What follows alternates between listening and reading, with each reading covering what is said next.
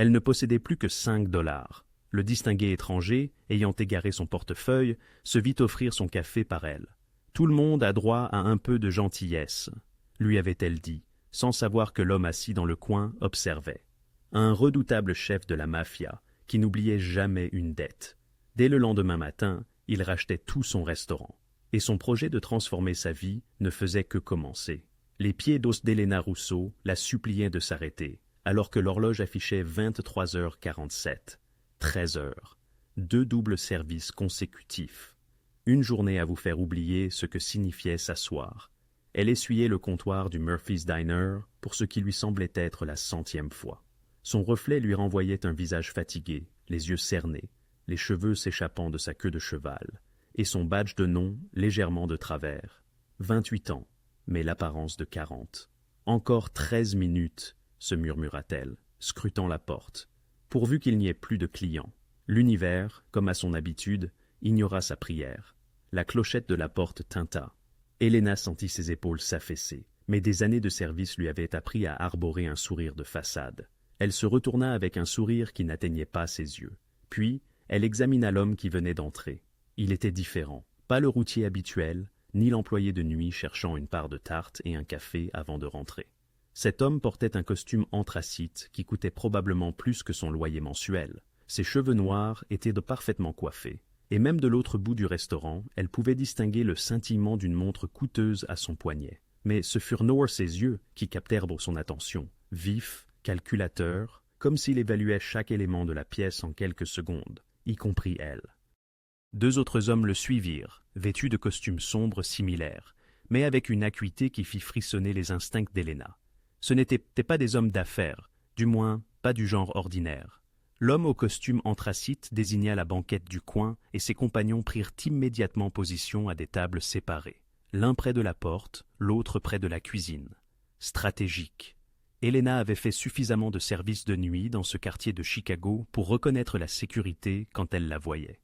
Formidable. Des mafieux ou des avocats, peut-être les deux.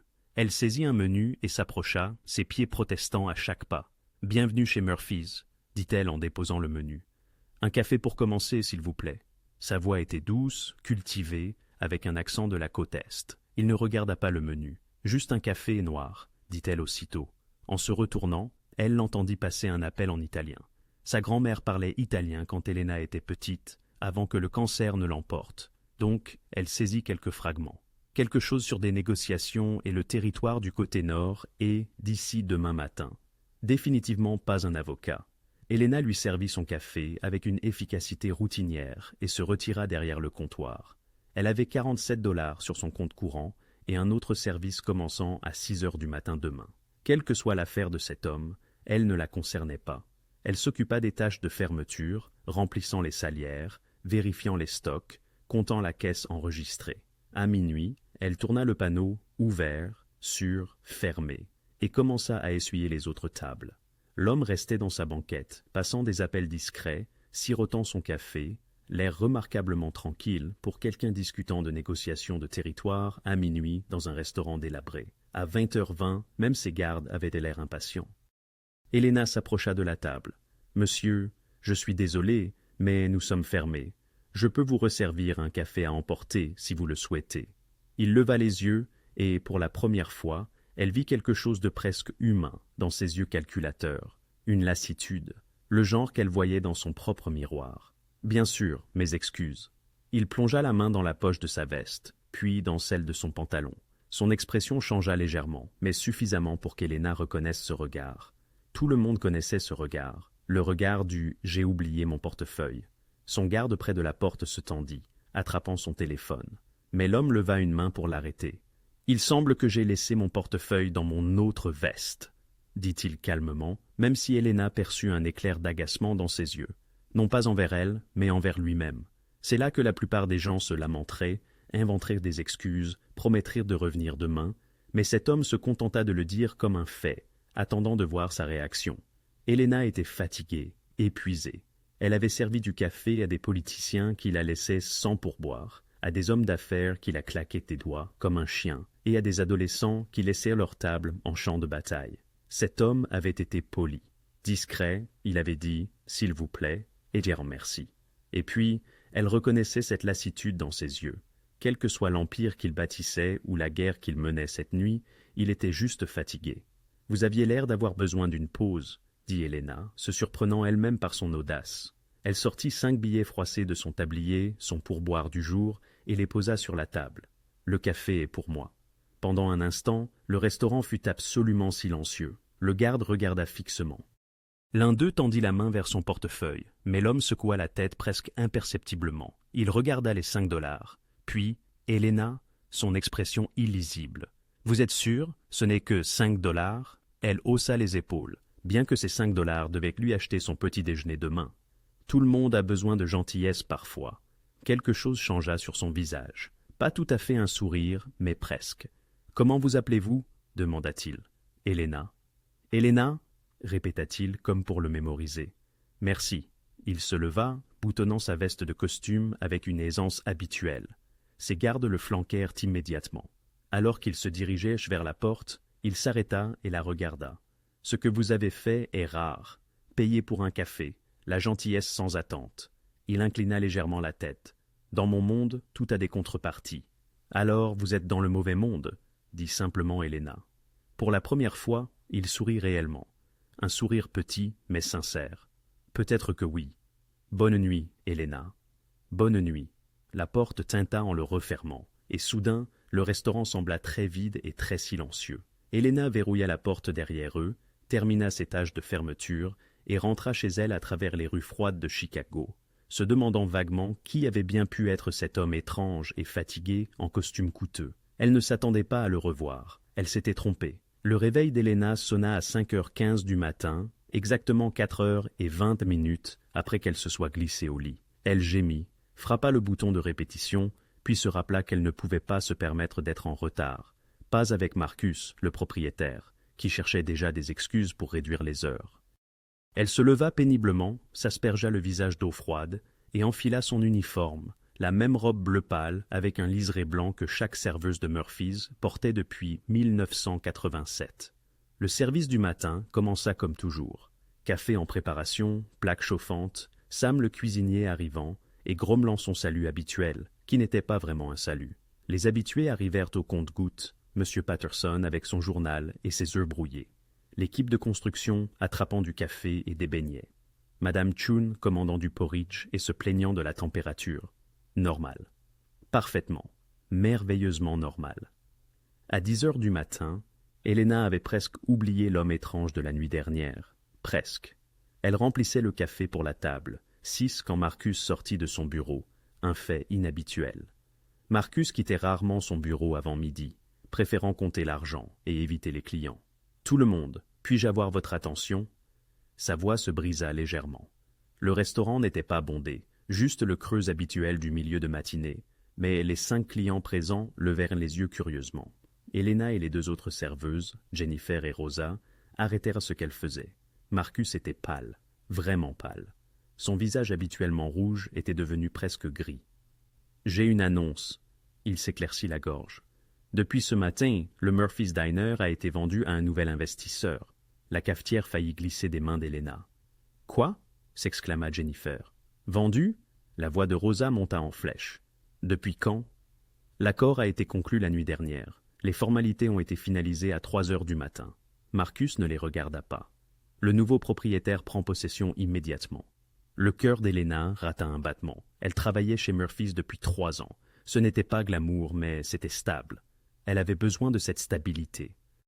Son appartement, ses courses, les paiements qu'elle envoyait à son frère pour ses frais de collège communautaire, tout dépendait de ce travail. « Sommes-nous virés ?» demanda Jennifer, exprimant ce que tout le monde pensait. « Je ne... » commença Marcus, mais la porte tinta, le coupant. 3 hommes en costume sombre entrèrent, professionnels, sérieux. Celui de devant portait une mallette en cuir et avait l'allure d'un avocat d'affaires. « Marcus Murphy ?» demanda l'homme. « C'est moi. Je suis James Carrington, représentant le nouveau propriétaire. Pouvons-nous parler dans votre bureau? Ce sont mes employés. Tout ce que vous avez à dire les concerne directement. » Oui, l'expression de Carrington ne changea pas. « Alors je serai bref. À compter d'aujourd'hui, le Murphy's Diner passe sous une nouvelle direction. Cependant, il n'y aura absolument aucun licenciement. » Silence. Aucun, répéta Rosa. C'est exact. En fait, tout le personnel actuel recevra une augmentation de 20%, avec effet immédiat. Le restaurant fermera pour rénovation à partir de lundi. Tous les employés seront payés intégralement pendant la fermeture. Les rénovations devraient puis durer 2 semaines. L'esprit d'Elena était en ébullition. Ce ne pouvait pas être réel. Les gens n'achetaient pas des restaurants et donnaient des augmentations à tout le monde. Il devait y avoir un piège. Quel est-ce le piège? S'entendit-elle demander. Carrington se tourna vers elle et quelque chose dans son expression changea. Une reconnaissance? Non, cela ne pouvait pas être ça. Aucun piège, Miss Russo. Elena Russo. Il sortit un dossier de sa mallette et scanna un document. Ah, Miss Russo, en fait, le nouveau propriétaire a spécifiquement demandé que vous soyez promue gérante de cuisine. Vous superviserez les opérations quotidiennes et la planification du personnel. Une augmentation de salaire de 45%. La pièce tourna. Je suis désolé, quoi? La voix d'Elena était à peine un murmure. Gérante de cuisine, répéta Carrington patiemment. Le propriétaire a examiné les dossiers des employés et les antécédents de performance. Votre ancienneté, votre fiabilité et vos évaluations de service client étaient exemplaires. Jennifer émit un petit son qui pouvait être un signe de protestation ou d'incrédulité. Rosa, elle, demeura silencieuse, le regard fixe. « Je suis ici depuis plus longtemps », déclara Jennifer d'une voix neutre. « La décision est irrévocable », rétorqua Carrington. « Y a-t-il des questions concernant la transition ?»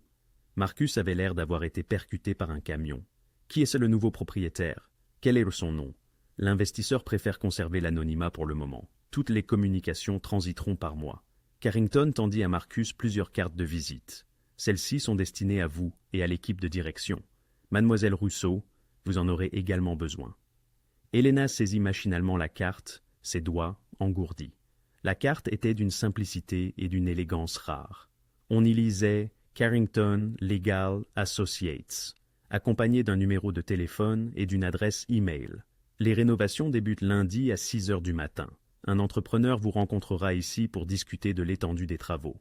Mademoiselle Russo, vous serez consultée pour toutes les modifications visibles par la clientèle. Le propriétaire souhaite qu'une personne ayant une expérience directe prenne les décisions. C'est insensé, marmonna Marcus. C'est du business, monsieur Murphy. Carrington referma son attaché-case. Oh, et encore une chose, le nom du restaurant reste inchangé. Murphy's a une histoire dans ce quartier. Le propriétaire la respecte. Il partit aussi promptement qu'il était arrivé, ses collaborateurs le suivant en silence. Le restaurant explosa en discussions animées. 20% d'augmentation. Sam passa la tête de la cuisine. « Et les cuisiniers ?»« Tout le monde, » répondit Carrington avant de partir. « Tout le monde. » Rosa saisit le bras d'Elena. « Est-ce que cela vient vraiment de se passer ?» Jennifer, elle, ne jubilait pas. Elle fixa Elena d'un regard furieux. « 3 ans que je suis ici. 3 ans. Et c'est toi qui es promue. Qu'as-tu fait ?»« Rien, » protesta Elena. « Je ne comprends pas plus que toi. Mais même en le disant, quelque chose la taraudait. La nuit dernière, cet homme dans le coin, ses yeux vifs et calculateurs. Dans mon monde, tout a un prix. Non, c'était absurde. Une seule tasse de café ne pouvait pas. Son téléphone vibra, numéro inconnu. Elle ouvrit le message. « Considérez votre gentillesse récompensée. Ne vous inquiétez pas. Il n'y a pas d'attache, juste de la gratitude. Elle. » Les mains d'Elena tremblèrent tandis qu'elle fixait l'écran. Elle. Luca Leonardo Lorenzo. Qui était-il? Et dans quoi venait-elle de s'engager? Elena fut incapable de se concentrer le reste de la journée. Le coup de feu du déjeuner passa comme un flou. Elle prenait machinalement les commandes, servait le café, souriait aux clients, tandis que son esprit s'emballait. Le message, l'investisseur anonyme, le timing impossible. Jennifer lui parlait à peine, claquant les assiettes avec une force inutile. Rosa la regardait curieusement. Marcus s'était enfermé dans son bureau et n'en était pas sorti depuis le départ de Carrington. À 18 heures, la journée d'Elena aurait dû se terminer, mais elle resta. Elle ne pouvait pas rentrer chez elle, pas avec toutes ces questions brûlantes en tête. Elle avait besoin de réponses. Le dîner était clairsemé. Un mardi soir dans ce quartier n'attirait jamais beaucoup de monde. Elena essuyait le comptoir lorsque la porte tinta à 19h15. Elle leva les yeux. Son souffle se coupa.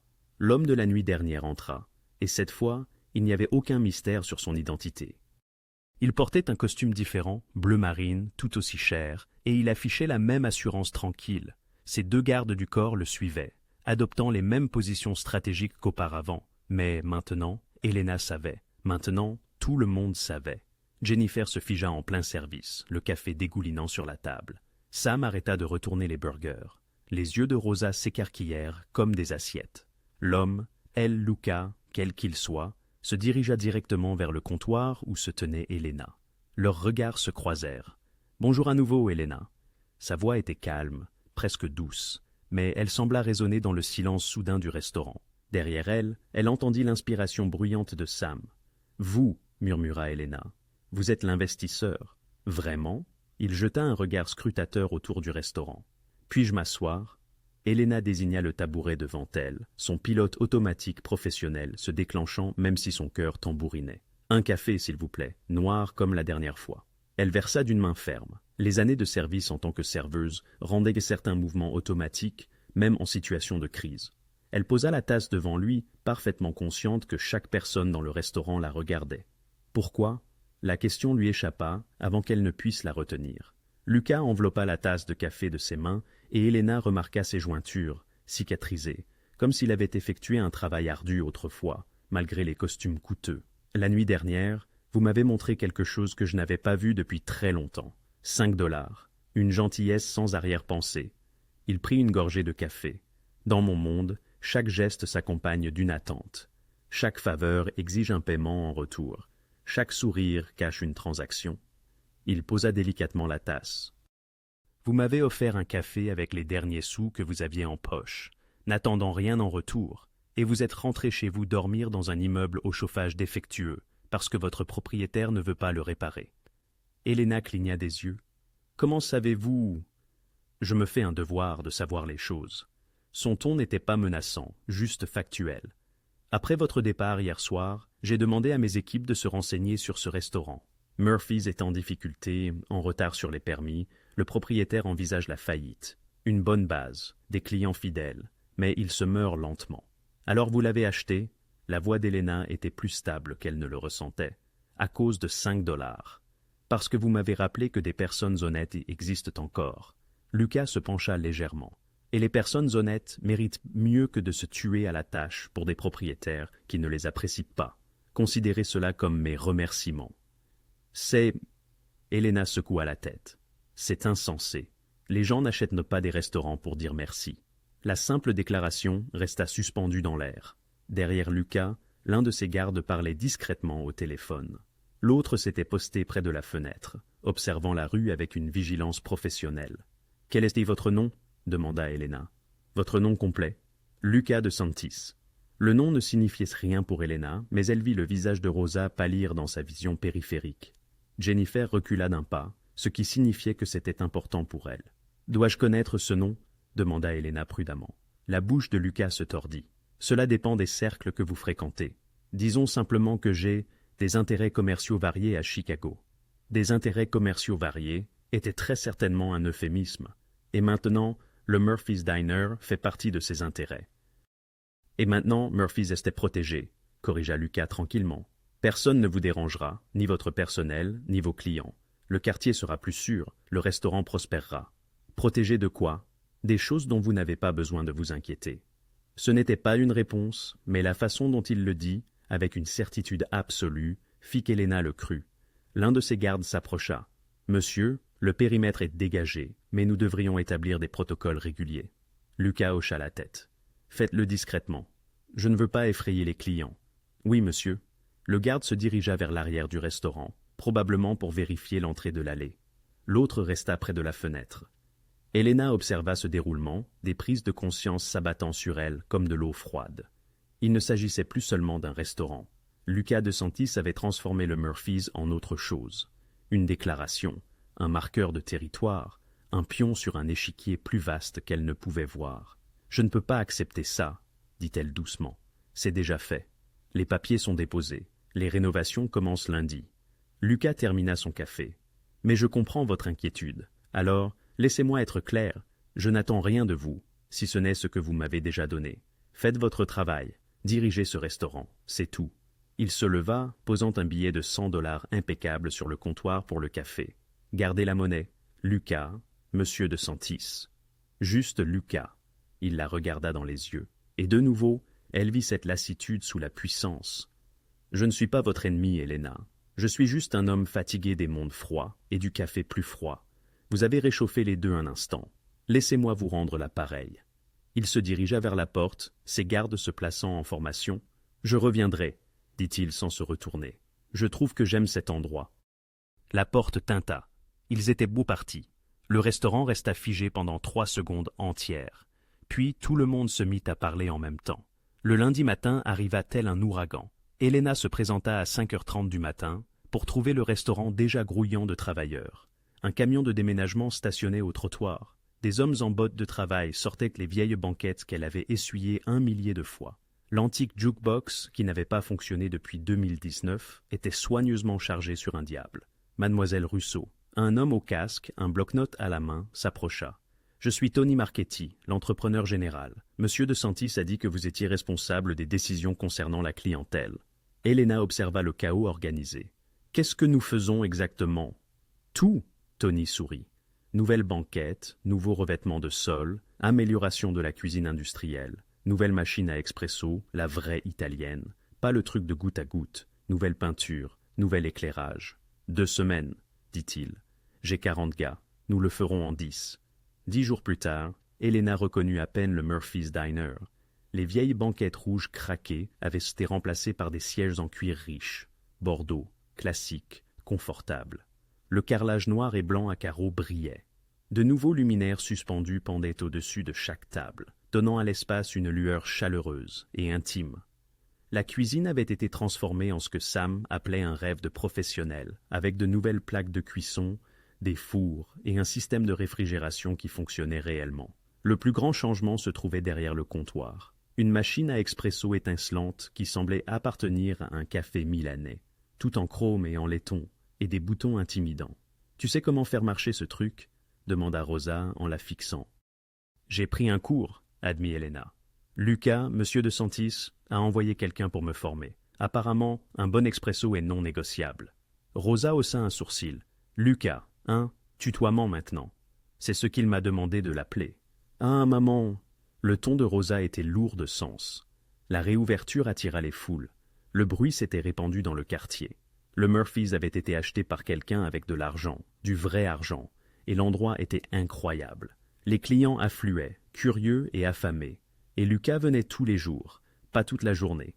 Il arrivait vers 19h, après le coup de feu du dîner, mais avant la fermeture, toujours à la même table de coin, toujours avec au moins un garde du corps, bien qu'ils essaient maintenant de se fondre dans la masse, portant des vêtements décontractés au lieu de costumes. Tapez ou collez votre texte ici. Il s'asseyait, commandait un café, puis le plat du jour de Sam, et observait. Juste observer. Cela perturbait une partie du personnel. Jennifer tremblait pratiquement quand elle devait servir son secteur. Rosa, elle, commérait avec force dans l'arrière-cuisine, se demandant à voix haute ce qu'un homme comme ça pouvait bien vouloir dans un endroit pareil. Mais Helena le traitait exactement comme n'importe quel autre client. « Café, Lucas ?» demandait-elle, la cafetière à la main. « S'il vous plaît, Sam a préparé de l'ossobuco ce soir. Vous voulez essayer ?» La recommandation de Sam ne m'a jamais déçu jusqu'à présent. Elle lui apportait son plat, vérifiait s'il lui fallait quelque chose, puis passait à la table suivante. Professionnelle, polie, rien de plus. Et elle remarquait, bien qu'elle s'efforçât de ne pas y prêter attention, comment ses yeux la suivaient tandis qu'elle travaillait. Non pas d'un air lubrique ou possessif, mais observateur, comme s'il étudiait un puzzle qu'il ne parvenait pas à résoudre. Dès la fin de la 2e semaine, les rumeurs commencèrent sérieusement. Elles débutèrent avec les clients. Madame Chun, qui fréquentait le Murphy's depuis 15 ans, se pencha un matin sur le comptoir. « Cet homme qui vient tous les soirs, il est le nouveau propriétaire. »« Oui, madame, et vous êtes la gérante maintenant. »« Gérante de salle, oui. » L'expression de Madame Chan devint entendue. « Comme c'est agréable pour vous, ma chère, vous retombez sur vos pieds comme ça. » L'insinuation la piqua, mais Helena garda son sourire figé. « Je travaille ici depuis 3 ans, Madame Chun. J'ai mérité cette promotion. »« Bien sûr que oui, ma chère, bien sûr. » Mais la graine était plantée. En quelques jours, Helena entendit des bribes. Elle doit coucher avec lui. Pourquoi, sinon, un homme comme ça achèterait-il un Diners? Elle a joué intelligemment. Je lui accorde ça. La petite amie du patron. Absolument. Jennifer n'eut même pas la peine de chuchoter. Ça doit être agréable. dit-elle à voix haute alors qu'Elena était à portée de voix, de réussir en se servant de son corps plutôt que de ses pieds. Elena lui jeta un regard glacial. « Répète ça, Jennifer. » L'assurance de Jennifer vacilla, mais elle tint bon. « Tout le monde le pense, je ne fais que le dire. Je n'ai fait que mon travail. » La voix d'Elena était froide. « Le même travail que j'ai fait pendant trois ans pendant que vous arriviez en retard et partiez tôt. Si vous avez un problème avec ma promotion, allez en parler à Monsieur Dantis. Sinon, retournez au travail. » Le visage de Jennifer s'empourpra, mais elle recula. Ce soir-là, Lucas arriva à son heure habituelle. Elena lui apporta son café automatiquement, ses mouvements vifs, empreints d'une colère résiduelle. « Journée difficile ?» demanda-t-il, d'un ton doux. « Rien que je ne puisse gérer. Le personnel vous donne du fil à retordre ?» Elena rencontra son regard. « Les gens parlent, c'est ce qu'ils font. » « Que disait-il » Elle hésita, puis décida que l'honnêteté était plus simple. « Que je couche avec vous, que la promotion était un paiement pour service rendu, que je suis la favorite du patron. » L'expression de Lucas s'assombrit. « Des noms, qui a dit cela ? Ça n'a pas d'importance. Ça a de l'importance pour moi. » « Non. » Elena reposa fermement la cafetière. « C'est mon problème à gérer. Je n'ai pas besoin que vous combattiez mes batailles. J'ai causé ce problème en me donnant une opportunité que j'ai méritée, » interrompit Elena. « J'étais la meilleure serveuse ici. J'étais ponctuelle à chaque fois. J'ai couvert les quarts de travail quand les gens appelaient pour cause de maladie. Je connaissais la commande de chaque habitué par cœur. Le timing était peut-être inhabituel, mais j'ai mérité ce poste. » Lucas l'étudia longuement, puis, de manière inattendue, il sourit. « C'est vrai. Alors, les gens peuvent penser ce qu'ils veulent. Je connais la vérité. » « Et quelle est la vérité, Elena ?» Elle rencontra son regard avec assurance. « Que vous avez payé une tasse de café, c'est tout. » Quelque chose scintilla dans ses yeux. De l'approbation, peut-être. Ou du respect. « C'est tout, » acquiesça-t-il doucement. Mais alors qu'Elena s'éloignait pour aider un autre client, elle sentit ses yeux sur son dos, et elle se demanda si l'un d'eux croyait encore vraiment à cela. La vérité, elle commençait à le réaliser, était bien plus compliquée qu'une tasse de café, et beaucoup plus dangereuse. La première fois qu'Elena remarqua la camionnette, elle n'y prêta guère attention. C'était un jeudi soir, deux semaines après la réouverture. Le dîner fermait à minuit, 00:00, et Elena avait pris l'habitude de rester tard pour faire l'inventaire et préparer les commandes du lendemain. Des responsabilités de gérante auxquelles elle s'habituait encore. À minuit 30, 00:30, en sortant les poubelles dans l'allée arrière, elle la vit. Une camionnette blanche stationnée de l'autre côté de la rue, moteur éteint, vitres teintées foncées. Étrange, mais nous étions à Chicago. Les camionnettes de livraison restaient égarées la nuit tout le temps. Elle vida les sacs poubelles et rentra, verrouillant la lourde porte arrière derrière elle. La deuxième fois, c'était un samedi. Même camionnette, même endroit. Cette fois, elle remarqua une faible lueur à l'intérieur, comme si quelqu'un utilisait un ordinateur portable ou un téléphone. Encore une fois, pas forcément suspect. Peut-être un chauffeur dormant entre deux quarts de travail. Mais le lundi soir, la camionnette était de nouveau là. Et cette fois, Elena vit deux hommes debout près de la bodega du coin, tous deux vêtus de vestes sombres, malgré la douce soirée de mai. Ils ne faisaient pas leur course. Ils ne fumaient pas, juste debout, observant. L'un d'eux regarda directement la porte arrière du dîner, alors qu'Elena en sortait avec les poubelles. Leurs regards se croisèrent un instant de trop. Les instincts d'Elena, les mêmes instincts qui l'avaient retenue en sécurité pendant trois ans de quart de nuit dans un quartier difficile, commencèrent à crier. Elle rentra rapidement, verrouilla la porte et resta un instant dans la cuisine, le cœur battant à tout rompre. « Ça va ?» Sam terminait le nettoyage final, essuyant le grill. « Oui, je pensais juste avoir vu quelque chose. » « Quel genre de quelque chose ? Probablement rien. » Mais Elena sortit son téléphone et envoya un SMS au numéro que Lucas lui avait donné pour toute préoccupation, de jour comme de nuit. Il y a une camionnette garée dans l'allée depuis trois nuits et des hommes qui surveillent dans l'entrée arrière. Ça peut être rien, mais ça me semble étrange.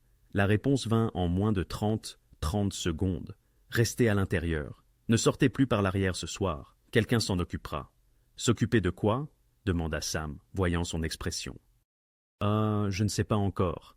20 minutes plus tard, alors qu'Elena comptait la caisse, elle entendit des voix dans l'allée. Pas fortes, mais fermes, autoritaires.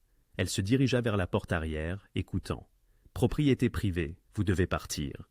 Nous ne faisons rien d'illégal. Parking public. Cette rue est privée. Vous voulez que j'appelle le CPD ou vous voulez partir maintenant? Une pause, puis un moteur démarrant à travers la petite fenêtre. Elena regarda les deux hommes tirer la camionnette, suivis par les deux hommes à pied, marchant rapidement vers une berline sombre garée deux pâtés de maisons plus loin. Un instant plus tard, quelqu'un frappa à la porte arrière.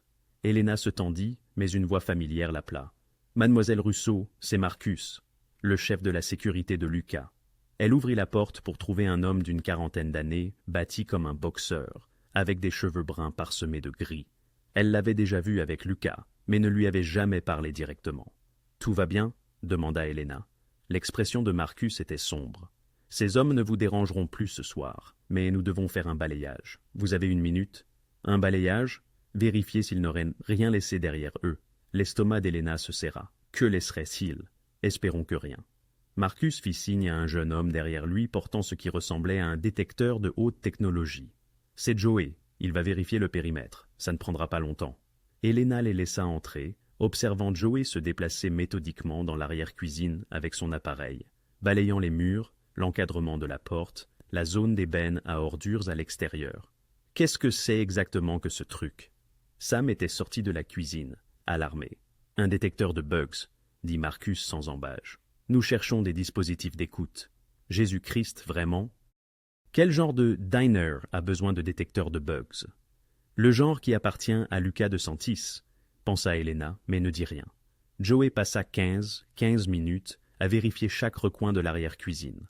Finalement, il appela Marcus, lui montrant quelque chose près de la benne à ordures de l'allée. La mâchoire de Marcus se serra. Il sortit un petit objet à peine plus grand qu'une pièce de 25 cents derrière un tuyau d'évacuation. « J'en ai un, » dit-il doucement, le tenant en l'air. « De qualité professionnelle. » Le sang d'Elena se glaça. « Quelqu'un a espionné notre dîner ?» Ils ont essayé. Marcus écrasa l'appareil sous sa botte. Joey vérifia à nouveau le périmètre. Un balayage complet. Ils en trouvèrent deux autres. Un près de l'entrée arrière, un autre niché sous le rebord de la fenêtre de la cuisine. « Qui étaient ces gens ?» demanda Elena. Marcus hésita, pesant clairement ce qu'il pouvait lui dire. Des concurrents, la présence de Lucas dans ce quartier a attiré l'attention. Les gens veulent savoir ce qu'il prépare. Il ne prépare rien, c'est un dîner. À leurs yeux, rien de ce que fait Lucas de Santis n'est juste rien.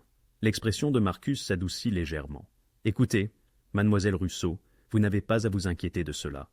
Nous aurons des gens qui surveilleront la rue.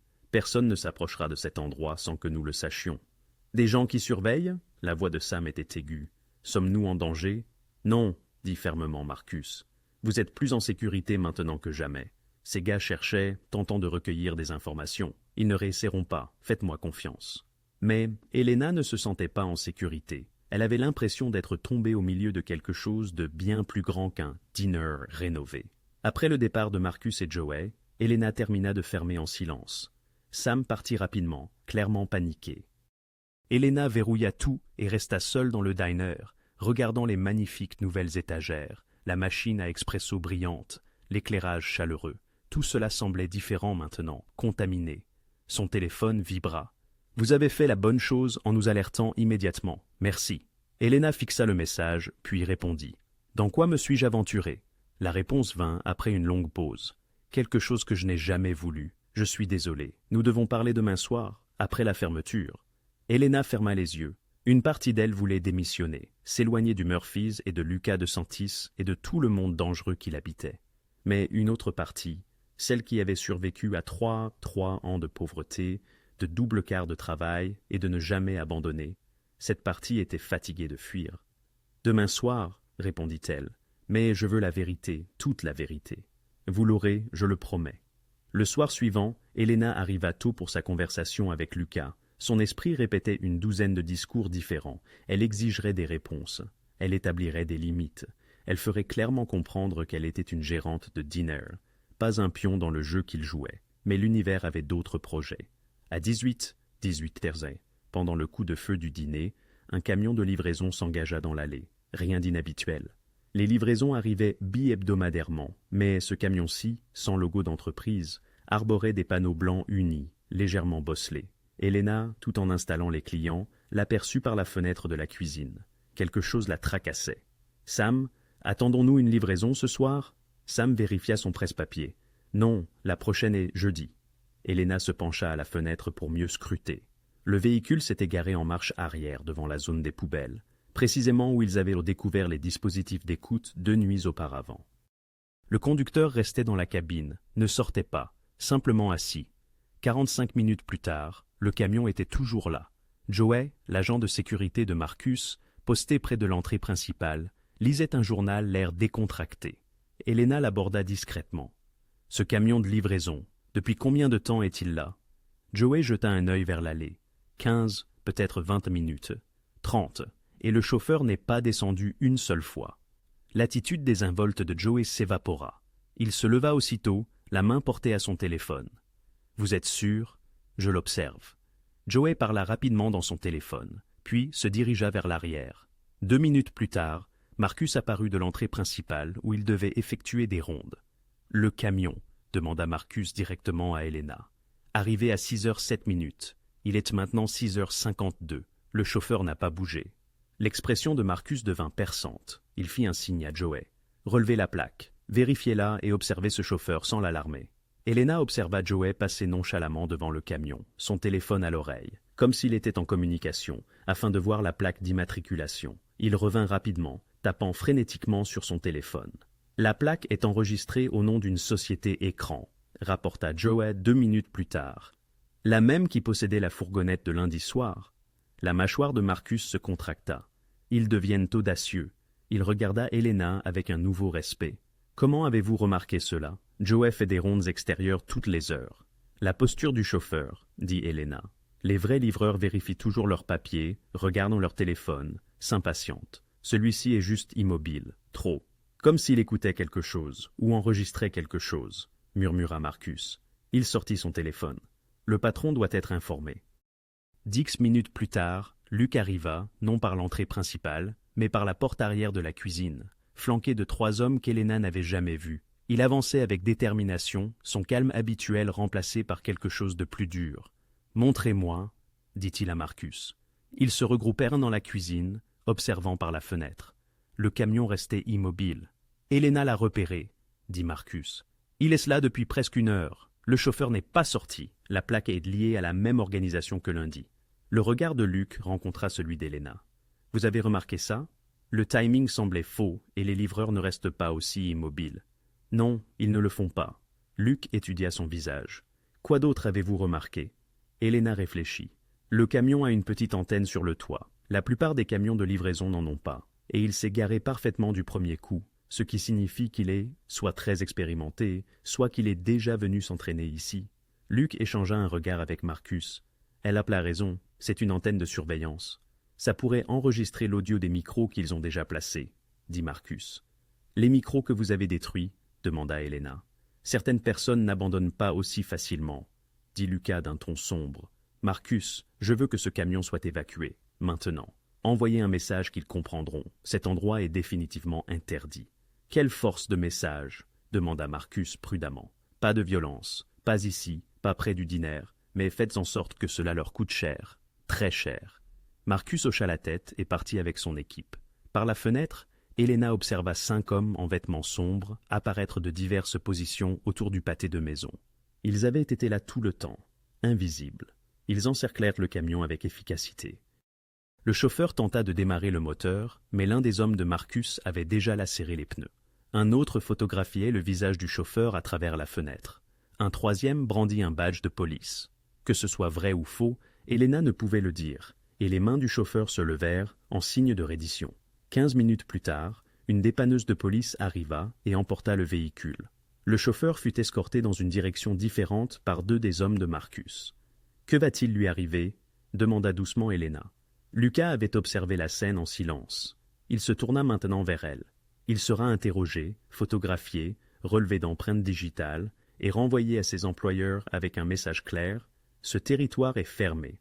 Ensuite, nous nous assurerons que ses employeurs paient 10 fois le coût de cette opération de surveillance. » Comment ? De manière qui ne vous concerne pas, mais son ton n'était pas dédaigneux. Il était protecteur. Il l'étudia un instant. « Mon chef de la sécurité fait ce travail depuis 15 ans. Ancien militaire, entraîné à la contre-surveillance. Vous avez repéré ce qu'il a manqué. J'ai juste fait attention. Non, la voix de Lucas fut ferme. Vous avez vu ce que des professionnels entraînés ont manqué, parce que vous comprenez les schémas, les rythmes, ce qui est normal et ce qui ne l'est pas. Ce n'est pas commun, c'est précieux.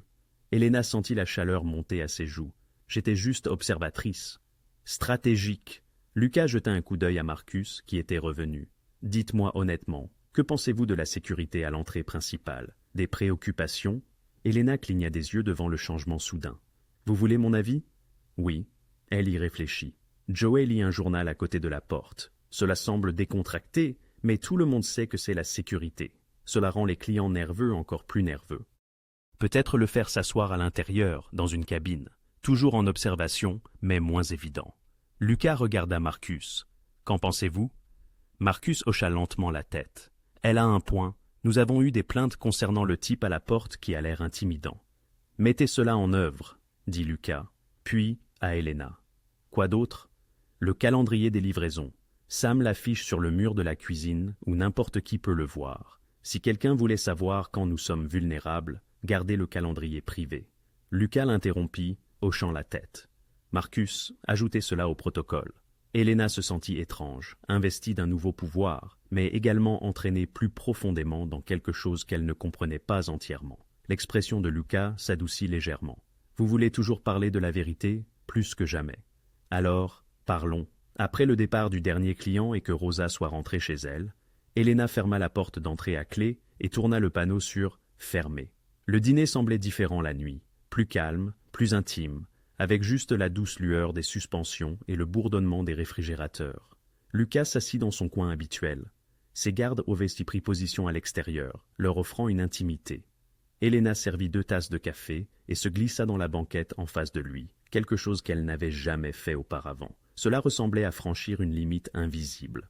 Alors, dit-elle, la vérité. Lucas enveloppa ses mains autour de sa tasse, et, un instant, il sembla juste fatigué. Humain.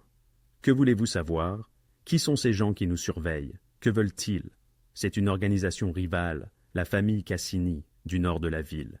Ils contrôlent certains quartiers depuis 20 ans. Quand j'ai acheté ce dîner, cela a envoyé le message que j'étendais mon territoire. Mais vous ne le faites pas, dit Helena. Vous avez acheté un seul dîner. Dans leur monde, un mouvement signifie 100 autres à venir. Ils testent Buzz mes défenses, essaient de comprendre mes plans. Il rencontra son regard. La vérité est que je n'ai pas de plan, pas le genre qu'ils imaginent. Alors pourquoi avez-vous vraiment acheté le Murphy's? Lucas resta silencieux un long moment. Quand j'avais 8 ans, ma mère m'emmenait dans un dîner comme celui-ci. Même banquette rouge, même sol noir et blanc, même odeur de café et de bacon le matin. Sa voix s'était adoucie, se souvenant. Nous n'avions pas grand-chose. Mon père était mort l'année précédente. Maman cumulait 2 emplois, mais chaque dimanche matin, elle m'emmenait à ce dîner et nous partagions des crêpes et du jus d'orange, et, pendant 1 heure, nous faisions semblant que tout allait bien. Helena se retrouva penchée en avant, écoutant. Quand je suis entré ici cette nuit-là, épuisé par des négociations qui m'auraient rapporté beaucoup d'argent mais m'auraient coûté une partie de mon âme, je me suis assis dans cette banquette et j'ai senti le café, et, pour 1 seconde, j'avais à nouveau 8 ans, en sécurité, avant que tout ne se complique. Il la regarda. Ensuite, vous avez payé mon café avec de l'argent dont vous aviez besoin pour vous-même, et n'avez rien demandé en retour. Ce genre de bonté, c'est rare. Peut-être que je voulais la préserver. Cela a-t-il un sens? Oui, dit Helena doucement, plus que vous ne savez. Ils restèrent un moment dans un silence confortable. Et vous? Demanda Lucas. Pourquoi le Murphy's? Vous êtes intelligente, observatrice, vous pourriez faire mieux que serveuse. Pourrais-je? Le rire d'Helena était amer. J'ai arrêté l'université après ma première année. Ma mère est tombée malade, un cancer, et quelqu'un devait s'occuper d'elle et de mon jeune frère et ma sœur. J'étais l'aîné, alors j'ai travaillé. Votre mère? Elle est morte il y a 3 ans. Helena fixa son café. Mon frère Danny, il a 20 ans maintenant. Il étudie l'ingénierie au collège communautaire. Ma sœur Mia, elle a 17 ans. Elle est en terminale. Elle veut être vétérinaire. Sa voix se remplit de fierté. Ce sont de bons enfants, intelligents. Ils méritent leur chance. Donc, vous avez abandonné la vôtre. Je n'ai rien abandonné, j'ai choisi. Helena rencontra son regard. Ils sont ma famille, on fait ce qu'on doit faire. Lucas hocha lentement la tête. La famille a avant tout. Je comprends ça. C'est pourquoi vous faites ce que vous faites. Votre affaire? Le visage de Lucas s'assombrit. Après la mort de ma mère, j'avais 16 ans. Je n'avais rien. Pas de famille, pas d'argent, pas d'avenir. Les rues de Chicago ne sont pas tendres avec les enfants comme ça. J'ai appris à survivre. Puis, j'ai appris à prospérer. Puis, j'ai appris que le pouvoir est la seule chose qui vous garde en sécurité. Il fit une pause. Mais le pouvoir a un coût. La solitude, devina Helena. Entre autres choses, il la regarda avec quelque chose comme de l'émerveillement. Vous voyez des choses que d'autres ne voient ainsi pas. Vous n'êtes pas si difficile à lire. Tout le monde me trouve impossible à décrypter. Peut-être cherchent-ils les mauvaises choses. L'air entre eux changea, chargé de quelque chose de tacite. Le regard de Lucas retint le sien, et Helena sentit son rythme cardiaque s'accélérer. Elle rompit le contact visuel la première, se levant pour remplir leur tasse. Alors, que va-t-il se passer maintenant avec la famille Cassini? Ils me testeront encore quelques fois. Je répondrai. Ils finiront par comprendre que cet endroit ne mérite pas leur tracas et reculeront. Et s'ils ne le font pas, ils le feront. La certitude dans sa voix était absolue. Helena retourna à la table, mais ne s'assit pas immédiatement. Vous savez, les gens parlent de nous. Laisse-les parler. Ça ne te dérange pas, n'est-ce pas? Lucas pencha la tête. Tu es brillante dans ton travail. Tu as amélioré les opérations, maintenu le moral du personnel malgré les changements, et tu as repéré des problèmes de sécurité que mes professionnels aguerris ont manqués. Si les gens veulent s'y réduire cela à des commérages, c'est leur limite, pas la tienne. Helena sentit une chaleur se propager dans sa poitrine. Merci. De quoi? De me voir. Pas seulement ce que tu voulais voir, mais de me voir vraiment. C'est réciproque, dit Lucas doucement. Leurs regards se croisèrent à nouveau, et cette fois, aucun des deux ne détourna les yeux. Le moment s'étira, lourd de potentialité. Finalement, Lucas se leva. Il est tard. Tu devrais rentrer chez toi. Je reste habituellement jusqu'à 1 heure du matin pour l'inventaire. Demain, je demanderai à Marcus de te raccompagner ce soir. Helena voulut protester, affirmer son indépendance, mais l'inquiétude sincère dans son expression la retint. D'accord. Tandis qu'elle rassemblait ses affaires, Lucas reprit la parole. Helena, ce restaurant du dimanche dont je t'ai parlé, oui, il a fermé il y a 10 ans, démoli pour des condos. Sa voix était calme. Cet endroit, Murphy's, c'est comme si je récupérais un morceau de cela. Merci pour ça. La gorge d'Helena se serra. Merci de m'avoir donné une chance de construire quelque chose de mieux pour moi et ma famille. Ils se tenaient là, se regardant, l'air épais de tout ce qu'ils ne disaient pas. Puis, Marcus frappa à la porte, brisant le sort. « À demain » demanda Lucas. « À demain » confirma Helena. Mais en se dirigeant vers sa voiture, Marcus la suivant à une distance respectueuse, Helena savait que quelque chose de fondamental avait changé entre eux. Il ne s'agissait plus d'un restaurant. Il s'agissait de deux personnes qui avaient érigé des murs pour survivre, qui trouvaient quelqu'un qui comprenait le coût de ces murs, et peut-être, juste peut-être, le courage de les laisser tomber. Les ennuis surgirent à 22h15, 22h15, un tranquille mercredi soir. Helena les remarqua immédiatement. Trois hommes en veste sombre, se déplaçant avec une coordination décontractée qui déclencha des signaux d'alarme. Ils ne regardèrent pas le tableau des menus, ne cherchèrent pas de table vide, mais se dirigèrent directement vers le comptoir où Helena remplissait les distributeurs de serviettes. Le chef était grand, peut-être 50 ans, avec des cheveux grisonnants plaqués en arrière et des yeux bleus froids. Ses compagnons flanquaient les sorties, l'un près de la porte, l'autre près du couloir de la cuisine. Joey, posté à sa table habituelle, se crispa, sa main se dirigeant vers son téléphone. « Bonsoir », dit le chef, sa voix douce mais piquetée de menace. « Vous devez être Helena, j'ai beaucoup entendu parler de vous. Puis-je vous offrir quelque chose, messieurs ?» Helena maintint un ton professionnel, ses mains stables malgré le battement effréné de son cœur. « Des informations ?» En fait, il s'appuya contre le comptoir. « Magnifique rénovation, ça a dû coûter combien ? 200 000 $, peut-être plus. Je ne connaîtrai pas les chiffres exacts. Non, drôle puisque vous êtes la gérante. » Son sourire n'atteignait pas ses yeux. « Voici le truc avec les beaux établissements dans ce quartier. Ils ont besoin d'une protection adéquate, une assurance, si vous voulez, contre les incidents malheureux. » Le ventre d'Helena se tordit. C'était ça, la menace qu'ils attendaient. « Nous avons une assurance, » dit-elle prudemment. « Pas celle que je vends. » Il sortit une carte de visite complètement vierge, à l'exception d'un numéro de téléphone. 5 000 $ par mois. Ça garde vos vitres intactes, votre équipement en marche, vos clients en sécurité. Très raisonnable compte tenu de l'alternative. L'alternative? Les accidents arrivent, incendie de graisse, vandalisme, plainte de clients pour intoxication alimentaire. Même quand la nourriture est parfaitement bonne, c'est mauvais pour les affaires. Il tapota la carte sur le comptoir. Mais avec notre protection, rien de tout cela n'arrive. Propre, sûr, rentable. Tout le monde est content. Helena vit le reflet de Joey dans le porte-serviette chromé. Il tapait rapidement sous la table. Bien, l'aide arrivait. Elle devait juste gagner du temps. C'est une dépense mensuelle importante, dit Helena, ramassant la carte pour l'étudier.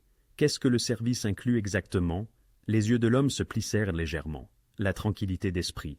Je comprends, mais j'ai besoin de précision pour nos dossiers. Des fins fiscales, vous savez. Helena attrapa un stylo et un bloc-notes, jouant le rôle de la gérante diligente. S'agit-il d'un service de patrouille de sécurité, gardes armés ou non armés? Quelles sont les heures de couverture? Vous êtes drôle, mais il ne souriait pas. Je suis méticuleuse. Helena écrivit « Service de protection » sur le bloc-notes. Et je dois justifier toute dépense de plus de 1000 $ auprès du propriétaire. Alors, aidez-moi à comprendre. Si nous payons 5 000 $ par mois et que quelque chose se produit quand même, y a-t-il une garantie, une politique de remboursement? Rien ne se passera. Mais hypothétiquement, il n'y a pas d'hypothèse. Sa voix se durcit. Vous payez, vous êtes protégé. Vous ne payez pas, vous ne l'êtes pas. C'est simple. L'un de ses compagnons se déplaça près de la porte. L'autre regarda sa montre. Il devenait impatient. Helena jeta un coup d'œil à l'horloge. Joey avait envoyé le message 3 minutes plus tôt. Combien de temps avant l'arrivée des renforts? Je devrais contacter Monsieur Dantis, dit Helena. Il s'occupe de tous les contrats importants. Faites cela. L'homme sortit son propre téléphone. Nous attendrons. Helena composa le numéro, priant pour que Lucas comprenne immédiatement la situation. Il répondit avant la fin de la première sonnerie. Helena? Monsieur Dantis, je m'excuse de vous appeler si tard. Elle garda sa voix calme et professionnelle. Il y a des représentants ici qui discutent d'un service de protection mensuel. Ils demandent 5 000 $. Je voulais obtenir votre approbation avant. Combien d'hommes? La voix de Lucas était aiguë. 3. Armes visibles? Non visibles, mais je pense que oui. Êtes-vous en sécurité en ce moment? Je leur parle professionnellement. Oui. Continuez à les faire parler. 3 minutes, je suis déjà en route. La ligne resta connectée. Lucas ne raccrocha pas. Il écoutait. Helena posa le téléphone sur le comptoir, côté haut-parleur orienté vers le bas, mais toujours activé. Il examine la proposition, dit-elle aux hommes. Mais il a quelques questions sur la zone de couverture. Zone de couverture? La patience du chef s'effilochait. Eh bien, oui. Les 5 000 $ couvrent-ils seulement l'intérieur du dîner, ou cela inclut-il le parking, l'allée, notre zone de livraison? Helena sortit un dossier de sous le comptoir, feuilletant des papiers inutilement. Nous avons déjà eu des problèmes avec l'allée, donc si ce n'est pas inclus, ça couvre tout. Parce que nous prévoyons d'agrandir notre terrasse le mois prochain. Est-ce que cela serait couvert par le tarif actuel, ou cela nécessiterait-il un supplément? La mâchoire de l'homme se serra. Vous traînez les choses. Je fais mon devoir de diligence. Helena le regarda droit dans les yeux. 5 000 $, c'est beaucoup d'argent. Je veux m'assurer que nous en avons pour notre argent. Votre argent, c'est de garder cet endroit debout. Est-ce une menace? C'est un fait. L'homme près de la porte se raidit soudainement, regardant la rue. Patron, on a de la compagnie. Deux SUV noirs s'étaient arrêtés à l'extérieur, se déplaçant rapidement. Des portières s'ouvrirent et des hommes en vêtements sombres émergèrent avec une efficacité militaire. L'expression du chef passa de confiante à piégée en quelques secondes. Marcus franchit la porte d'entrée en premier. 3 hommes derrière lui. Par la cuisine, Helena entendit la porte arrière s'ouvrir. Plus de sécurité affluait. Et puis, Lucas entra. Son visage était un masque de fureur contrôlée. Messieurs, sa voix était calme. Dangereuse. Vous êtes dans le mauvais établissement. Le chef tenta de se ressaisir. Juste une discussion d'affaires.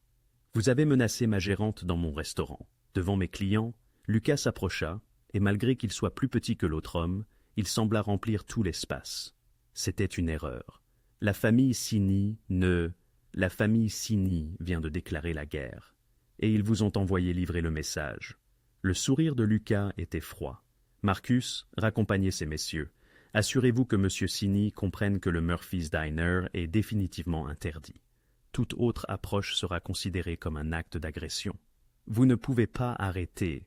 Je viens de le faire. La voix de Lucas baissa encore plus.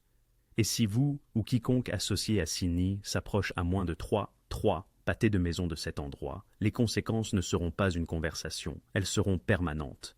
Nous nous comprenons? Les hommes furent escortés à l'extérieur, entourés par la sécurité. En quelques minutes, le dîner était vide. Helena exhala enfin, ses mains tremblantes tandis que l'adrénaline se dissipait. Lucas était à ses côtés instantanément. « Ça va? Ça ira ?» Elle le regarda. « C'est vraiment en train d'arriver, n'est-ce pas? C'est votre monde. Ça n'a pas à être le vôtre.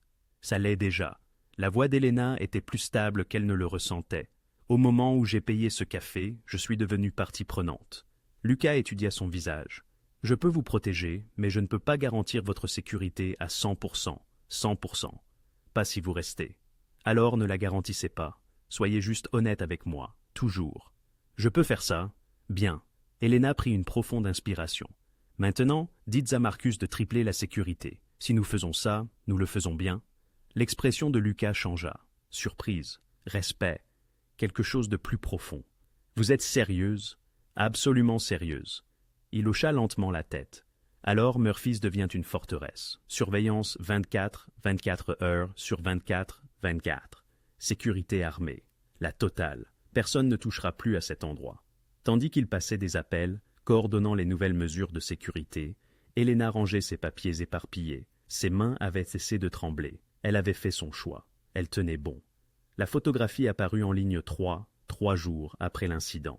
Helena ne l'avait pas vue tout de suite. Elle était trop occupée à gérer les conséquences, les nouveaux protocoles de sécurité, les clients réguliers inquiets, le personnel qui était effrayé par ce qui s'était passé. Rosa la lui montra pendant le coup de feu du déjeuner. L'écran du téléphone tendu avec une inquiétude à peine dissimulée. « Tu dois voir ça. » C'était un site web de ragot, Chicago Crime Watch, l'un de ces blogs sensationnalistes qui prospéraient sur les potins de la pègre et les drames du monde souterrain. Le titre disait « Dantis revendique un nouveau territoire, mais est-ce des affaires ou du plaisir ?» En dessous, une photographie. Lucas se tenant devant le Murphy's Diner, sa main sur l'épaule d'Helena. L'angle la faisait paraître intime, protectrice. Elle le regardait, et l'expression de son visage, l'inquiétude, la confiance, quelque chose de plus doux, était indéniable. L'énigmatique serveuse Helena Rousseau, désormais directrice de la dernière acquisition de Dantis. Des sources révèlent que le parrain du crime a personnellement investi dans le Lincoln Park Diner. Romance ou stratégie? L'estomac d'Helena se noua. Quand cette photo avait-elle été prise? La nuit de l'incident, sans doute. Le timbre temporel le confirmait. L'article spéculait ensuite sur leur relation, se demandant si Lucas s'attendrissait pour une femme, si le restaurant n'était qu'une couverture pour le blanchiment d'argent, si Helena était complice ou simple pion. Avant la fin de la journée, la photo fut partagée sur d'innombrables plateformes. En fin de semaine, elle devint virale dans les cercles de surveillance du crime de Chicago, les murmures se transformant en un véritable vacarme. Madame Chin cessa de venir pour son gruau matinal. Quand Helena l'appela pour prendre des nouvelles, la voix de la vieille dame était glaciale. « Je ne veux pas être impliquée dans ce bazar dans lequel tu es fourrée, ma chère. Je suis désolé. » L'équipe de construction, des habitués depuis deux ans, trouva un autre endroit pour prendre leur petit déjeuner. Aucune explication, juste des tables vides là où ils s'assoyaient. Pire encore étaient ceux qui restaient, mais chuchotaient. Helena s'approchait des tables, et les conversations s'éteignaient à mi-phrase. Elle en saisissait des fragments. Petit ami de la mafia, trop impliqué, probablement couche avec lui pour sa protection. Jennifer démissionna sans préavis, laissant une note. « Je ne peux pas travailler dans un endroit qui risque d'être la cible de tir. Bonne chance. » Le nouvel employé destiné à la remplacer tint trois jours avant que sa mère n'appelle, suppliant Helena de le laisser partir, car elle ne voulait pas que son fils travaille pour la mafia. Rosa resta, mais même elle gardait ses distances. « Je ne juge pas, » dit-elle prudemment un après-midi. « Mais mes enfants, je dois penser à mes enfants. Si quelque chose arrive ici, rien ne va arriver. Tu ne peux pas le promettre. » Et Helena ne le pouvait pas. C'était le pire. Sa vie personnelle ne fut pas épargnée non plus. Sarah, sa colocataire d'université, restée son amie pendant 7 ans, lui envoya un message. « Hey, j'ai vu l'article. Je crois que nous avons besoin d'un peu d'espace. C'est trop lourd pour moi en ce moment. Prends soin de toi. » Son frère Danny l'appela, inquiet. « Elena, que se passe-t-il? Mia m'a montré ce blog avec ta photo et un chef de la mafia. Dis-moi que ce n'est pas vrai. C'est compliqué. C'est dangereux. Tu dois démissionner. Éloigne-toi de ce type. Danny, il n'est pas ce que tu penses. Il est exactement ce que je pense. Elena, maman est morte pour que nous ayons une vie meilleure, pas pour que tu te mêles à des criminels. Cela fit mal, car Danny n'avait pas tort. Même son propriétaire fit un détour, nerveux et contrit. Elena, j'ai des familles dans cet immeuble, de bonnes familles. S'il doit y avoir des problèmes à cause de toi, il n'y en aura pas. Mais s'il y en a, je pourrais devoir reconsidérer le bail. Juste par précaution, tu comprends? Elle comprenait. Elle devenait toxique, dangereuse à fréquenter.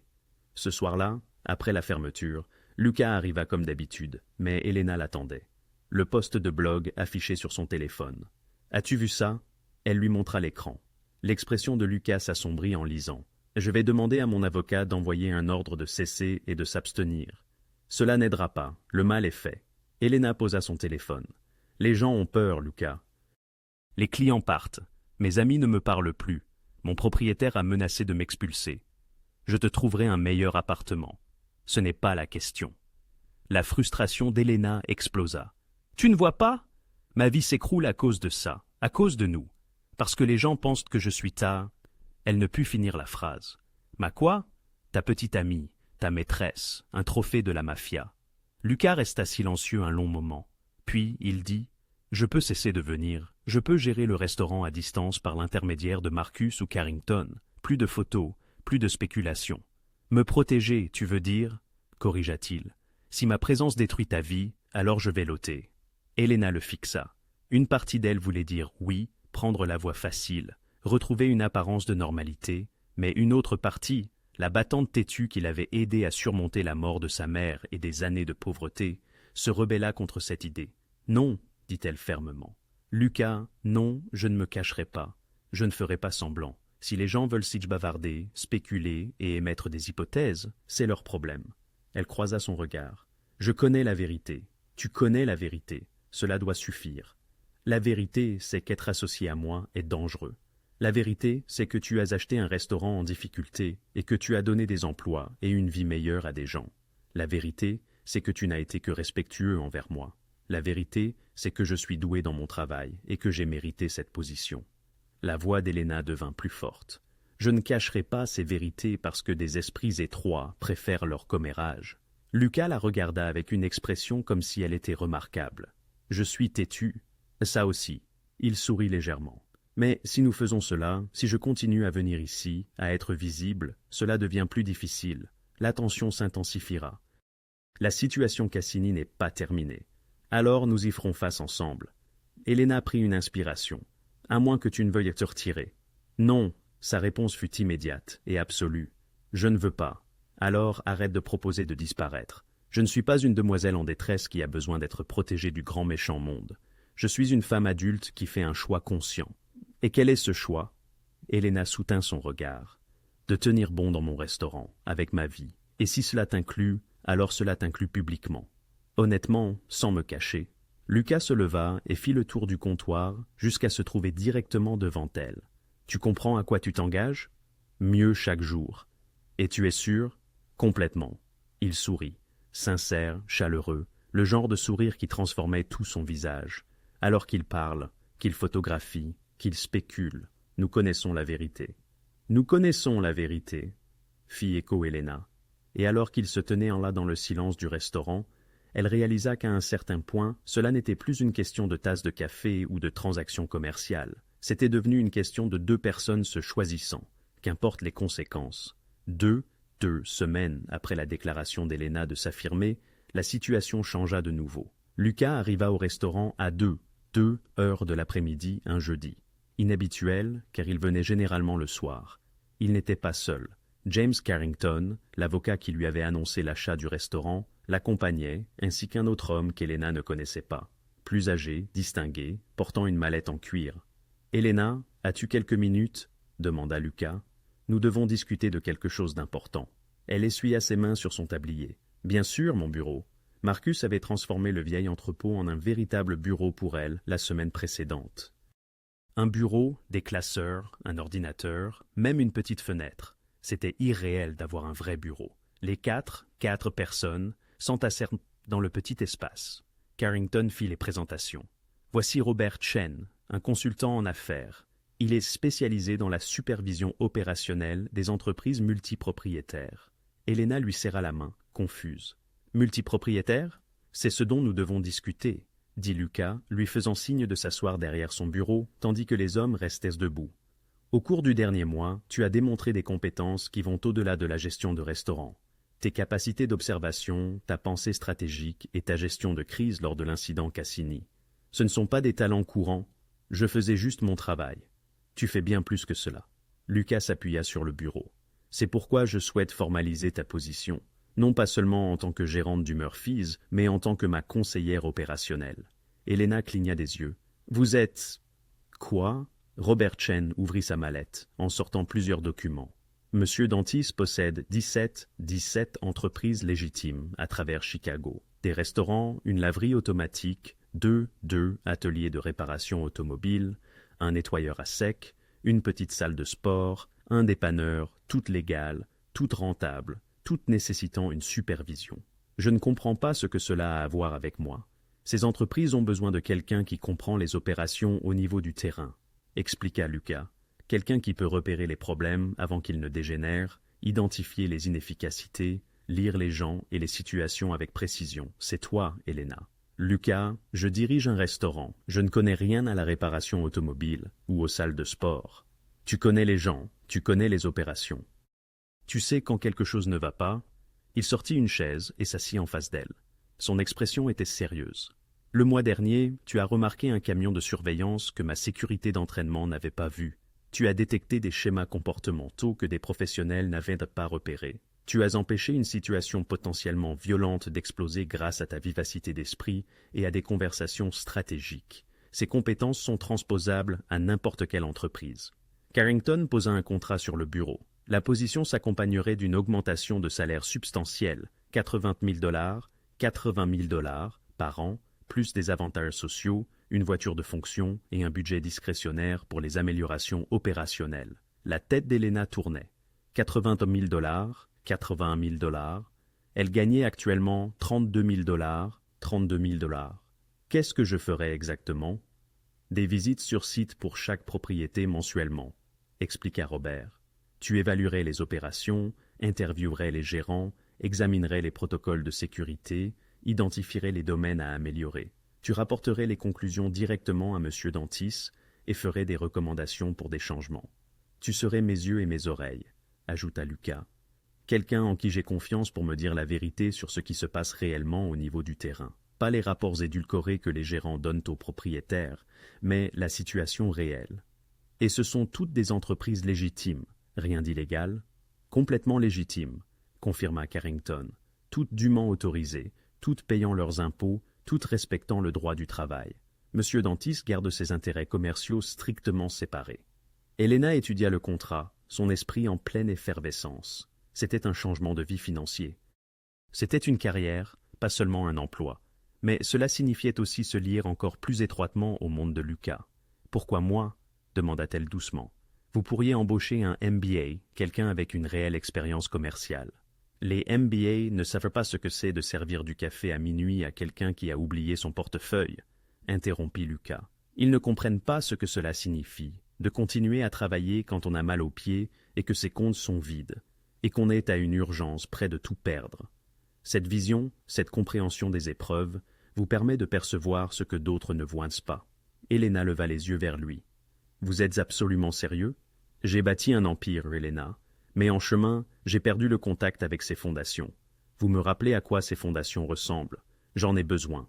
Ces entreprises en ont besoin. » Elle examina le contrat attentivement. Il était limpide. Pas de clause cachée, pas d'exigence suspecte. Juste une surveillance opérationnelle et des responsabilités consultatives. « Et qu'en est-il de Murphy's? Je ne peux pas abandonner le restaurant. Vous continuerez de gérer Murphy's comme votre lieu de travail principal. » Robert précisa que les visites de site seraient planifiées autour de ses obligations envers le restaurant. « Nous parlons d'1 ou 2 visites par semaine. quelques heures à chaque fois. Et si vous découvrez des problèmes, une activité criminelle, des infractions à la sécurité, vous me les signalez immédiatement. » Lucas déclara: « Je ne tolère aucune opération illégale dans mes entreprises légitimes. Elles sont maintenues impeccables, précisément parce que je refuse de les souiller. » Elena s'adossa à sa chaise, songeant: « C'est une opportunité colossale, c'est aussi un engagement énorme. Puis-je avoir 24 heures pour y réfléchir? Prenez 48 heures, répondit Lucas. C'est une décision importante. Parlez-en à votre famille. Considérez tous les angles, mais sachez que cette offre est sincère. Je vous fais confiance, Elena. Je fais confiance à votre jugement, à votre intégrité et à vos instincts. C'est rare dans mon monde. » Après leur départ, Elena resta seule dans son bureau, fixant le contrat. Ce soir-là, elle appela Danny. « Tu veux mon avis ?»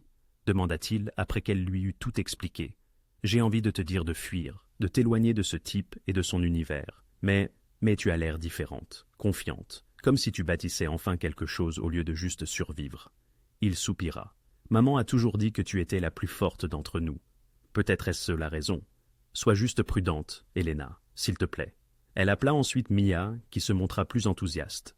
80 000 dollars. Elena, c'est incroyable. Tu pourrais m'aider pour mes études vétérinaires et Danny pourrait terminer son diplôme sans travailler la nuit. Ce n'est pas une question d'argent, l'interrompit Elena. N'est-ce pas, d'une certaine manière, au moins en partie? La voix de Mia s'adoucit. Tu t'occupes de nous depuis des années. Peut-être est-il temps de t'occuper de toi aussi. Si ce type te fait confiance, si c'est une réelle opportunité, pourquoi ne pas la saisir? Cette nuit-là, Elena retourna au restaurant et trouva Lucas à sa table habituelle. Elle fit glisser le contrat signé sur la table. « J'ai des conditions, » dit-elle. « À vous de les énoncer. Premièrement, si je découvre quoi que ce soit d'illégal, je le signalerai aux autorités. Je ne couvrirai rien.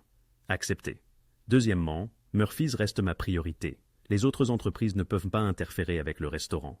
C'est déjà inclus dans le contrat. Troisièmement, une transparence absolue sur tout.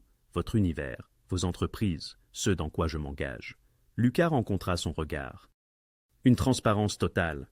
Vous avez ma parole. » Elena prit une inspiration. « Alors, je suis de la partie. » Son sourire était sincère, empreint de soulagement. « Bienvenue dans l'équipe, Madame Russo. C'est toujours Elena. »« Alors, bienvenue à bord, Elena. » Tandis qu'ils se serraient la main, Elena sentit le poids de sa décision l'envahir. Elle n'était plus seulement une serveuse qui avait fait preuve de gentillesse envers un inconnu. Elle faisait désormais partie de quelque chose de plus grand. Qu'il s'agisse du meilleur ou du pire, elle avait choisi sa voie. La première visite officielle d'Elena en tant que conseillère opérationnelle l'amena à l'un des garages de Lucas, situé dans le quartier sud. Cette rencontre aurait dû être routinière, vérifier les comptes, interroger le gérant, évaluer l'opération. Au lieu de cela, elle y découvrit le fil qui mettrait un terme au harcèlement de la famille Cini. Le gérant de l'atelier, un homme nommé Pete Kowalski, semblait nerveux durant son tour d'inspection. Pas d'une nervosité coupable, mais plutôt d'une inquiétude palpable. Quand Elena l'interrogea sur les habitudes de fréquentation des clients, il hésita. « Nous avons eu des clients un peu étranges ces derniers temps, » admit Pete. « Des gars qui amènent des voitures pour des réparations mineures, mais qui passent plus de temps à poser des questions sur le quartier, sur d'autres commerces, sur les propriétés de M. Dantis. » Les instincts d'Elena s'aiguisèrent. Depuis quand cela se passe-t-il? 3, peut-être 4 semaines, depuis l'incident au restaurant Murphy's. Elena sortit son téléphone et appela Marcus immédiatement. « J'ai besoin que tu fasses des vérifications d'antécédents sur les clients récents du garage automobile de Pete.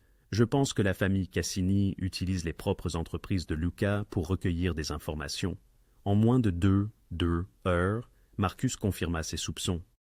5 clients différents, dans 3 propriétés distinctes de Dantis, le garage, la salle de sport et la laverie, étaient exiliés à des sociétés écrans des Cassini. Cette nuit-là, Elena étala une carte sur son bureau chez Murphy's. Lucas, Marcus et Robert Chin se regroupèrent autour d'elle tandis qu'elle marquait des emplacements avec des épingles rouges. « Regardez le motif », dit Elena, traçant des lignes entre les épingles. Chaque propriété qu'ils ont ciblée se trouve dans un rayon de 3 pâtés de maisons.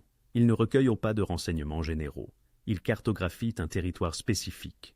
Ce territoire, déclara Lucas, tapant au centre du cercle. Le restaurant Murphy's se situait exactement au milieu. Il prévoit quelque chose de plus grand qu'une simple extorsion, murmura Marcus. C'est une préparation à l'invasion. Elena examina la carte, son esprit tournant à plein régime. Pete a dit qu'il posait des questions sur les horaires de livraison et les changements d'équipe des employés. Ce n'est pas une curiosité aléatoire, il cherche des vulnérabilités, les moments où la sécurité est la plus faible. Quand sommes-nous le plus vulnérables? Lui demanda Lucas directement. Elena n'hésita pas. Les mardis et mercredis matins, de 4 à 6 heures. C'est à ce moment-là que les livraisons arrivent, quand il n'y a qu'un seul agent de sécurité sur place, et quand je ne suis pas encore là. S'il voulait me faire passer un message, endommager la propriété, intimider le personnel, ce serait le moment idéal. Lucas regarda Marcus. Pouvons-nous renverser la situation? Utiliser leurs renseignements contre eux? Absolument! Le sourire de Marcus était prédateur. Si nous savons quand il prévoit d'attaquer, nous pouvons être prêts. Plus que prêts. J'ai une meilleure idée, dit Elena calmement. Tout le monde se tourna vers elle. Ne vous contentez pas de les arrêter, exposez-les. Au cours de la semaine suivante, Elena coordonna ce que Marcus qualifia de « piège le plus élaboré que j'ai vu en 20 ans ». Elle identifia chaque agent des Cassini qui avait visité les propriétés de Desantis, chaque faux client, chaque tentative de surveillance. Elle documenta tout, photos, horodatage, plaques d'immatriculation, conversations enregistrées. Puis, elle fit quelque chose d'inattendu. Elle contacta la détective Sarah Morrison, une enquêtrice de la police de Chicago qu'elle avait rencontrée des années auparavant lorsque le sac à main de sa mère avait été volé. « J'ai besoin de votre aide », lui dit Elena autour d'un café dans un lieu neutre. « Mais vous devez me faire confiance. » Elle lui exposa tout, la tentative d'extorsion, la surveillance, les faux clients recueillant des informations. Elle fournit une documentation complète. « Ce sont des opérations de la famille Cassini », déclara Morrison, feuilletant les preuves. « Comment avez-vous obtenu tout cela ? » « Je suis attentive et j'ai des ressources. » Les ressources de Lucas de Santis. L'expression de Morrison était illisible. « Oui, mais ce que je vous donne est une preuve légitime d'activité criminelle. Extorsion, complot, violation de la surveillance, tout est passible de poursuite. » Morrison l'étudia. « Pourquoi venir à moi? Pourquoi ne pas laisser Dantis s'en occuper à sa manière? Parce que je ne veux pas de guerre, je veux la justice. Il y a une différence. » Morrison prit les preuves. « Je devrais vérifier tout cela. » « Vérifiez tant que vous voulez. Tout est réel. » 3 jours plus tard, un mardi matin à 5h47 minutes, 2, agents des Cassini tentèrent de vandaliser le restaurant Murphy's. Ils franchirent la clôture arrière, équipés de peintures et d'outils, visiblement dans l'intention de causer des dommages importants.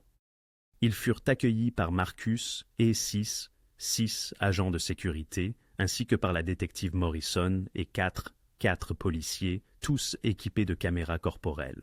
Les hommes de Cini furent arrêtés sur le champ. Mais le plan d'Elena ne s'arrêta pas là. En utilisant les téléphones des hommes arrêtés, la police remonta l'opération jusqu'à six entreprises écrans des Cini, de fausses sociétés de gestion immobilière, une société de construction fantôme et une société de conseil en investissement qui n'existaient que sur le papier, toutes fonctionnant illégalement, toutes impliquées dans le blanchiment d'argent et l'extorsion. Cet après-midi-là, les agents fédéraux perquisitionnèrent simultanément les six emplacements. Le Chicago Tribune publia l'histoire le lendemain matin. Raid fédéral démantèle une opération criminelle du North Side. Un tuyau anonyme mène à de multiples arrestations. Elena lut l'article au comptoir du restaurant. Son café refroidissait à côté d'elle. Lucas était assis en face, lisant son propre exemplaire. « Vous avez fait cela ?» dit-il doucement. « Vous avez mis fin à une entreprise criminelle de 20 ans avec de l'observation et de la stratégie. »« Nous l'avons fait, » corrigea Elena. « Vos ressources, la sécurité de Marcus, mes observations, le travail d'équipe, la famille Cini est anéantie. Leurs façades légitimes sont exposées, leurs opérations démantelées. Leurs dirigeants font face à des accusations fédérales. » Lucas plia le journal. « Tout cela parce que vous avez été attentive. » Elena regarda autour d'elle dans le restaurant. Les comptoirs étincelants, les banquettes confortables, le personnel travaillant efficacement. Rosa servait les habitués qui avaient commencé à revenir. Sam sifflotait dans la cuisine. L'endroit retrouvait sa vitalité. « Je comprends maintenant, » dit-elle doucement, « ce qu'est vraiment cet endroit. Qu'est-ce que c'est ? Ce n'est pas juste un restaurant. C'est une déclaration, une ligne dans le sable. C'est votre territoire, mais c'est aussi ma maison, mon équipe, ma responsabilité. » Elle rencontra son regard. Je n'ai pas seulement choisi de travailler pour vous, Lucas. J'ai choisi de construire quelque chose qui mérite d'être protégé.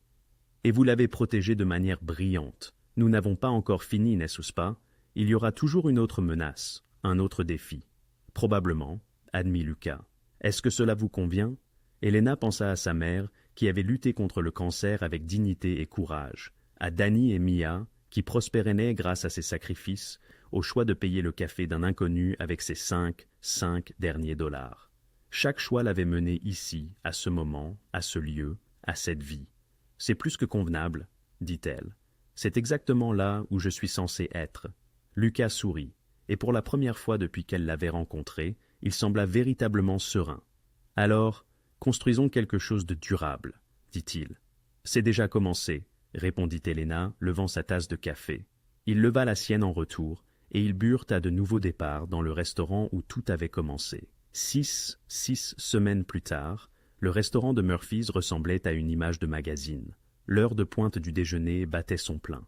Chaque table était occupée, les tabourets du comptoir pris d'assaut, et une petite file de clients patientait avec calme près de la porte. La machine à expresso soufflait et sifflait, tandis que Rosa préparait des cafés parfaits. En cuisine, les commandes de Sam sortaient avec une précision militaire. Les nouveaux serveurs, 3 embauchés par Elena après la fin de l'affaire Cini, se déplaçaient sans effort dans leur section, et Elena parcourait la salle avec l'assurance de quelqu'un qui avait conquis chaque recoin de sa position. « Madame Chun, comment trouvez-vous le porridge aujourd'hui ?» Elena s'arrêta au box numéro 4, où sa fidèle habituée était revenue après avoir lu les articles sur les descentes fédérales. « Parfait, ma chère. Comme toujours, » sourit chaleureusement Madame Ching. « Je suis désolée de m'être absentée, j'avais peur. » « Vous n'avez pas à vous excuser, vous êtes de retour, c'est ce qui compte. » Au comptoir, l'équipe de construction avait retrouvé ses places habituelles, riant autour d'un café et de viennoiseries. M. Patterson était dans son coin avec son journal. De nouveaux clients se mêlaient aux habitués, et le restaurant était empli d'une énergie joyeuse, celle d'un commerce qui s'épanouit pleinement. Elena consulta sa montre. 14h30. Elle avait une visite de site à la salle de sport à 16h, puis des documents à examiner pour l'agrandissement du magasin de proximité. Sa nouvelle vie était trépidante, exigeante, parfois accablante. Mais elle était aussi extraordinaire. « Elena !» appela Rosa depuis le comptoir. « Votre 245 est là. » Elena se retourna et vit Lucas franchir la porte d'entrée, et son cœur fit ce qu'il faisait bizarrement ces derniers temps. Ce saut, ce battement qu'elle essayait d'ignorer depuis des semaines. Il avait cessé de vouloir passer inaperçu. Désormais, il assumait sa présence, et, d'une certaine manière, cela le rendait moins intimidant. Il portait un costume anthracite, élégant sans être ostentatoire, et son sourire, lorsqu'il la regarda, était sincère. « Bureau chaud ?» demanda-t-il. « Laissez-moi 5 minutes. » Elle termina sa tournée, discuta avec Sam des préparations du dîner, confirma à Rosa qu'elle gérait bien la salle, puis se dirigea vers son bureau. Lucas l'y attendait déjà, contemplant la rue animée par la petite fenêtre. « Vous vouliez me voir ?» Elena referma la porte derrière elle. « Je voulais vous donner ceci. » Il lui tendit une enveloppe. À l'intérieur, il y avait un chèque. 50 000 $. Elena le fixa. « Qu'est-ce que c'est ?»« Votre prime trimestrielle. Les améliorations opérationnelles que vous avez mises en œuvre sur toutes les propriétés ont augmenté les revenus de 18%. Vous l'avez mérité, dit Lucas. C'est trop, s'exclama-t-elle. C'est exactement ce qu'il faut, répondit-il en s'appuyant contre son bureau. L'adhésion à la salle de sport a augmenté de 40% après que vous ayez suggéré le programme de réduction familiale. Les bénéfices de la laverie ont bondi après que vous ayez réorganisé la structure tarifaire. Vous avez transformé chaque entreprise que vous avez touchée. C'est votre part de ce succès. Elena posa le chèque, submergée. Je ne sais pas quoi dire. Dites que vous dînerez avec moi ce soir. Pas un dîner d'affaires, pas une rencontre entre manager et propriétaire, juste un dîner. La requête flottait dans l'air entre eux. Ils dansaient autour de cette idée depuis des semaines, des mois, en vérité depuis cette première nuit. Les conversations qui s'éternisaient, les regards qui en disaient trop, la distance prudente qu'ils maintenaient parce que franchir cette ligne semblait dangereux. « Lucas, je sais ce que vous allez dire. C'est compliqué. Je suis votre employeur. Il y a une dynamique de pouvoir. Vous vous inquiétez de l'image. » Il se rapprocha. « Mais, Elena, je n'ai pas pu arrêter de penser à vous depuis la nuit où vous avez payé mon café avec l'argent dont vous aviez besoin pour vous-même. Ce n'était pas à cause des 5 $. C'était à propos de qui vous êtes, gentille, forte, refusant de laisser le monde vous rendre froide. Vous l'avez déjà dit, parce que c'est vrai, parce que dans mon monde, tout le monde veut quelque chose, tout le monde a un intérêt caché, sauf vous. Sa voix s'adoucit.